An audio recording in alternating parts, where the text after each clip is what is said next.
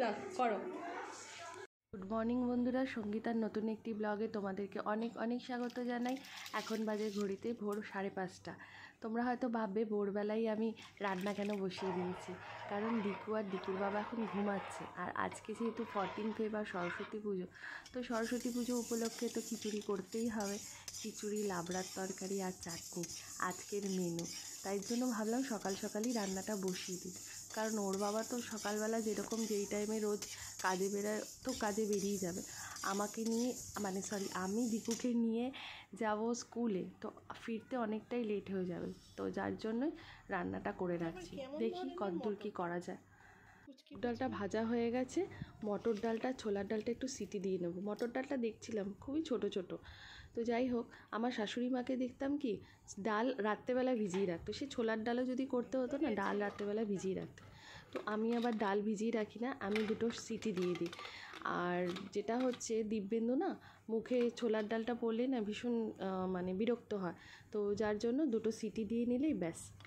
দেখো ডালগুলো খুব সুন্দর সিদ্ধ হয়ে গেছে। এবার আমার ভাতটা ওদিকে হয়ে গেছে, ভাতের সাথে ডালগুলোকে মিশিয়ে দেবো। চালটা না এতটাই বেশি হয়ে গেছে চালে ডালে না, যার জন্য কিছুটা আবার হাঁড়িতে হাফ করে রেখে দিয়েছি। তো ডালটা কিছুটা মিশিয়ে নিই, কিছুটা গামলিতে মেশাবো, কিছুটা হাঁড়িতে মেশাবো। চলো, চালে ডালে মেশানো হয়ে গেছে। এবার দিয়ে দেবো কড়াইশুঁটি।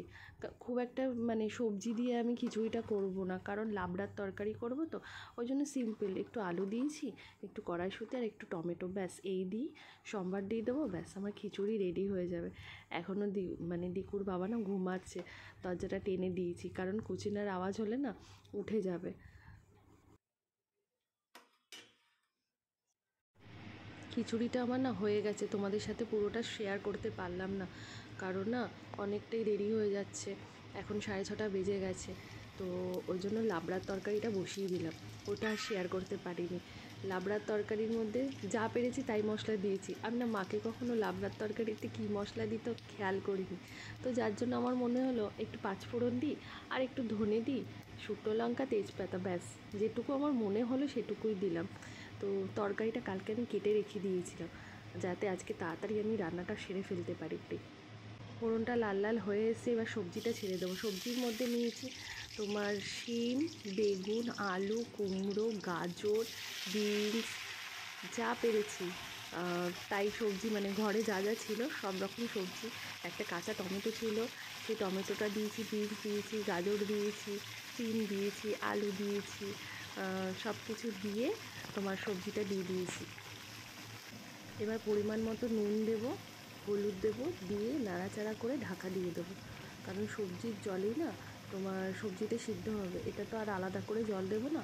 ও এর সাথে না আমি একটু কাঁচকলা আর তোমার ওটাকে কী বলে, থোড়ই তো বলে, যাই হোক ভুলে গেছি আমি এই দুটোকে কেটে রেখে দিয়েছি, হলুদ জলে চুবিয়ে রেখেছিলাম, যেহেতু এই দুটো কালো হয়ে যায় তো ওই জন্য। তো এই দুটোকে দেবো একটু পরে, আগে এটাকে থোড় আর কাঁচকলা ছাড়া লাবড়ার তরকারি অসম্পূর্ণ। ও এর সাথে আরেকটা জিনিসও যায়, যেটা হচ্ছে লাল আলু। আমি না লাল আলু খুঁজেছিলাম, কিন্তু লাল আলুগুলো দেখে না আমার ঠিক ভালো লাগলো না, কারণ শুকনো শুকনো কেমন যেন একটা, ওই জন্য লাল আলুটা আনিও নি বাজার থেকে, আর দিলামও না, লাল আলু ছাড়াই করবো।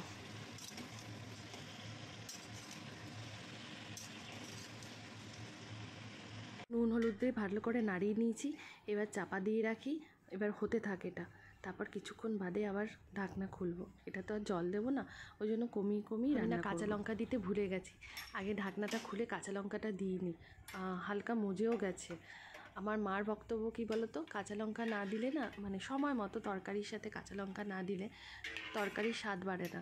তো ওই জন্য কাঁচা লঙ্কাটা দিইনি, কারণ কাঁচা লঙ্কা যদি তরকারির সাথে না মেশে সত্যিই তো স্বাদ হবে না। আর মার হাতের রান্নার সাথে কি আমার কোনো তুলনা হয়? তো যাই হোক, দিয়ে দিলাম পালং শাক। লাবড়ার তরকারিতে আমি দেখেছি একটু শাক দিলে না তরকারিটা আরও ভালো হয় খেতে। তো এই শাকেরও একটা গল্প আছে। আমি তো যথারীতি দিব্যেন্দুকে ফোন করেছি যে একটু পালং শাক নিয়ে এসো তো আসার সময়, ও তো আমার সাথে ইয়ার্কি মারতে শুরু করে দিল। তো এনেছে শাকটা, মিথ্যা কথা বলবো না, এনেই বলছে তোমার জন্য আনবো না, তুমি যদি আমাকে বলো আমার জীবনটাও তোমার জন্য আছে।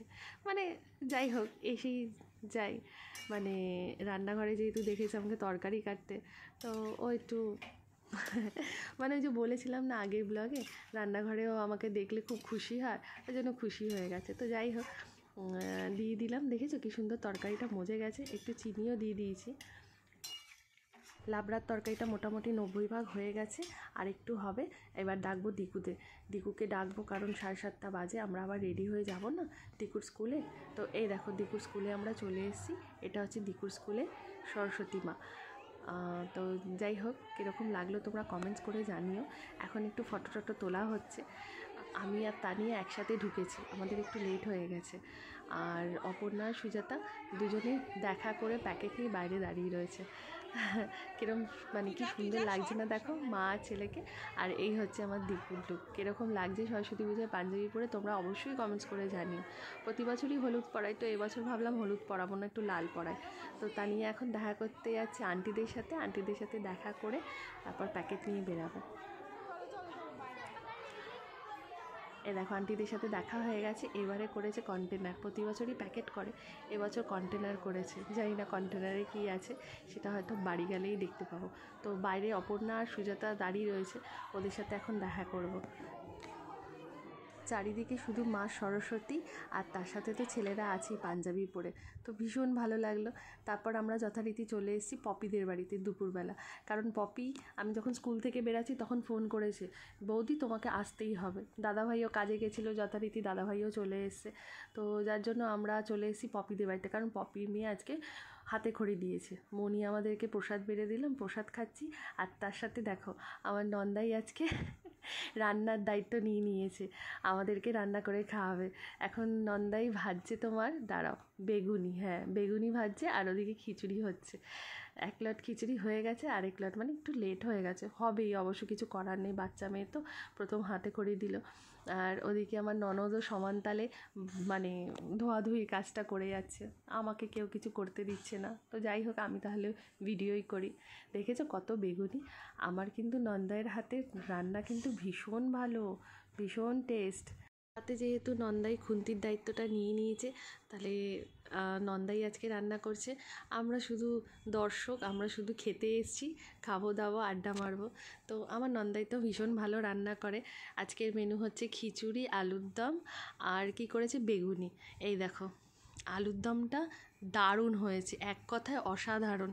তো আমার কর্তামশাইয়ের তো ভীষণ ভালো লেগেছে। আমার ননদ তো বলেই দিল যদি বাঁচে তাহলে দাদাভাইকে আলুর দমটা দিয়ে দেবো।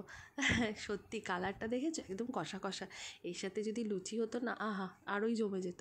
ওদিকে দিব্যেন্দুও খাচ্ছে, আমার ছেলে খাবে না, কারণ সে তার আন্টির বাড়ির থেকে খেয়ে এসছে। আর এদিকে আমার নন্দাইয়ের একটা বন্ধু এসেছিলো, বন্ধু, তার মিসেস আর তার মেয়ে। তো বিকালটা ভীষণ ভালো কাটিয়েছি আমরা। এসছি আমরা তখন রাত 8টায়, মানে অনেক অনেক দিন বাদে এরকম সন্ধে একটা কাটালাম সবাই মিলে। আর এদিকে এখন বাজে রাত্রি 10:45। আমরা অল্প একটু খেয়েই শুয়ে পড়বো, কারণ ওই বাড়িতে অনেক খেয়েছি। আমার ঘরে যে খিচুড়িটা করেছিলাম ওটা তো খাওয়া হয়নি, তাই রাতে আমরা ওটাই খাবো। আর দিকুর স্কুল থেকে পোলাও, আলুর দম আর মিষ্টি দিয়েছে, এটা দিকু খাবে। দেখেছো, পোলাও, আলুর দম, মিষ্টি, আর এটা খাবো আমরা, চাটনি, লাবড়ার তরকারি আর খিচুড়ি। তো আজকে সারাদিন শুধু খিচুড়ি আর খিচুড়ি, মানে ছেলেও আন্টির বাড়িতে খিচুড়ি খেয়েছে, আমরাও বাড়িতে খিচুড়ি খাচ্ছি, নন্দায়ের বাড়িতেও খিচুড়ি খেলাম। তো যাই হোক, ভিডিওটা আর বেশি বড় করলাম না, ভিডিওটা এখানেই শেষ করছি। ভিডিওটা তোমাদের কেমন লাগলো কমেন্টস করে জানিও, ভালো লাগলে লাইক করো, শেয়ার করো, আর প্রচুর প্রচুর ভালোবাসা দিও। দেখা হচ্ছে খুব শিগগিরই তোমাদের সাথে নেক্সট একটি ব্লগে। ততক্ষণের জন্য তোমরা সুস্থ থেকো, ভালো থেকো, টাটা, গুড নাইট।